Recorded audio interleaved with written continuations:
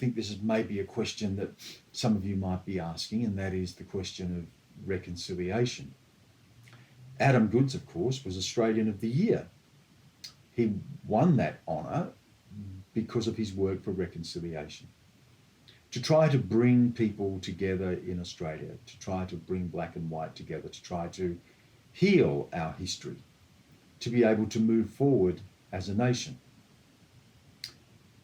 Reconciliation is more than just shaking hands. It's more than just being friends. Reconciliation is more than just saying sorry.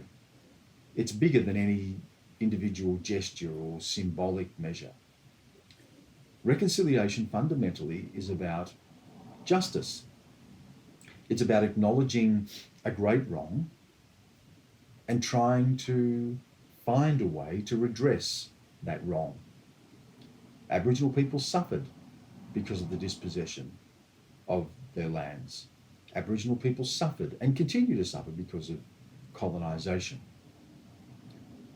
So until we can reach what Indigenous people call a final settlement, until we can reach a just settlement, an outcome that is able to resolve some of those issues, the issues of loss of land, loss of liberty, exclusion from Australian democracy,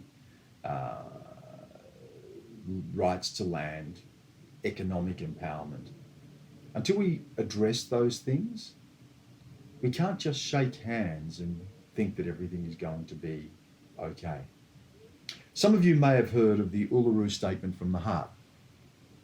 Now that was a statement of principles that came after a series of consultations that I was involved in as a member of the government, or parliament appointed rather, referendum council. And we travelled around Australia and we met with Indigenous people and Indigenous communities to try to reach some sort of a consensus about the way forward, the pathway.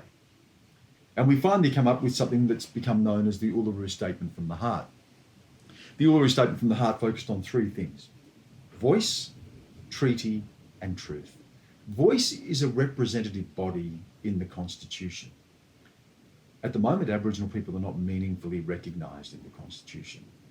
There's nothing that says this land was the land of the First Nations of Australia for 60,000+ years before the British came.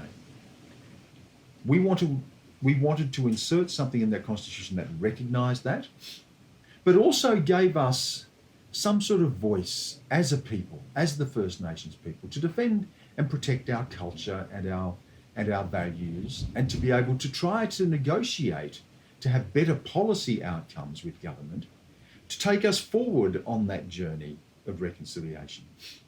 Treaty was important because that is a legal and political resolution to those issues. It's where you write it down. It's a contract that says, we agree to this, you accept that, and we are able to reach an agreement on just terms. Like selling a house, you agree to pay for a house, the seller accepts the price, you write a contract and shake hands, and everyone is happy with that deal. And the final is truth, and that brings us back to history. Truth in our history. Telling the story of what happened in this country to all of us. That there were wars fought in this country. Frontier wars where Aboriginal people defended their lands, lived and died, fighting for their country. A history that we share, a history sometimes of conflict, but also a history of courage and a history of love. A history of people coming together to build a nation together. That truth of that history, if you like, and this is an old cliche, but the truth of that history, we would hope, could set us free.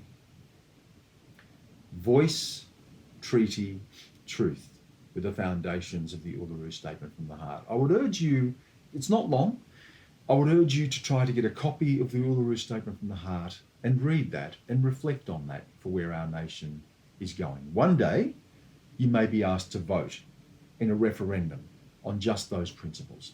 Do we want to recognise people in the Constitution?